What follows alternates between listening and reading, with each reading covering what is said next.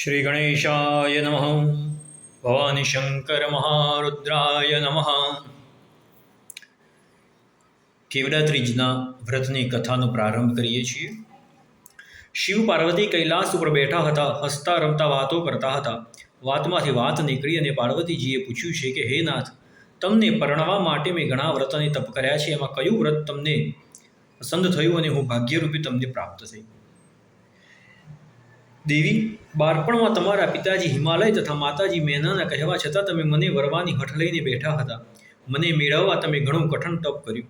12 વર્ષ સુધી તમે ઊંધા મસ્તકે રહ્યા હતા. ઘણા વર્ષો તમે અન્ન જળનો ત્યાગ કરી માત્ર સૂકા પાંદડા ખાઈને જીવન ટૂંકાવ્યું હતું. ચોમાસાના મુશળધાર વરસાદમાં તમે ઉગાડા આકાશ નીચે રહી દિવસો વિતાવ્યા છે. ઉનાળાનો અંગારા વરસતો તાપ તમે હસ્તે મોઢે સહન કર્યો છે. શિયાળાની કડગડતી તાઢવા પણ તમે તમારા શરીરની પરવાહ નથી કરી. એકવાર તમારા પિતાજી તમારા લગ્નની ચિંતામાં હતા, તેવામાં નારદ મુનિ ત્યાં આવ્યા હતા.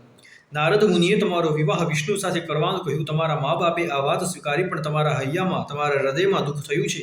તમે સીધા તમારા બહેનપણી પાસે જઈને હૈયા ફાટ રુદન કરીને કહેવા લાગ્યા કે હે સખી, હું ભગવાન શંકરને શુદ્ધ મનથી વરી ચૂકી છું, પરંતુ મારા મા બાપ કોઈ રીતે માનતા નથી અને વિષ્ણુની સાથે મને પરણાવવાનું કહે છે. જો આમ થશે તો હું મારા દેહનો ત્યાગ કરીશ. સખીએ કહ્યું કે બહેન, આવું ન થાય. આપણે અહીંથી ગુપચુપ નાસી જઈએ. આ પ્રમાણે નિર્ણય કરી બંને સહેલીઓ ઘરેથી ચાલી નીકળી.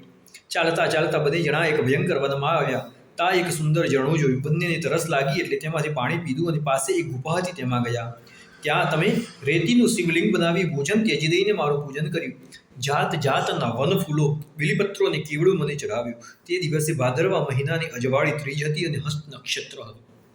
તમારા વ્રતથી હું પ્રસન્ન થયો અને મેં વરદાન માંગવા કીધું. તમે બોલ્યા કે દેવાદિદેવ, જો તમે પ્રસન્ન થયા હો તો મારા પતિ થાઓ. મેં તમારી વાત સ્વીકારી. ત્યારે જ તમે બીજે દિવસે નદીમાં નાહી સ્નાન કરી તમારી સખીની સાથે પારણું કર્યું. થાક અને જાગરણથી તમારી આંખોમાં ઊંઘ ઘેરાણી હતી, એટલે તમે અને તમારી બહેનપણી, તમારી સખી બંને એક ઝાડ નીચે સૂઈ ગયા.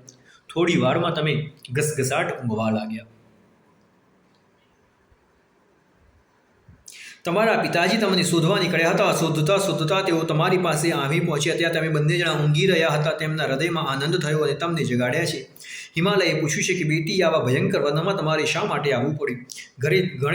ઘરે તમારા પિતાજી ઘણો વિલાપ કરે છે. તમે કહ્યું, પિતાજી, હું ભગવાન શંકરને વરી ચૂકી છું.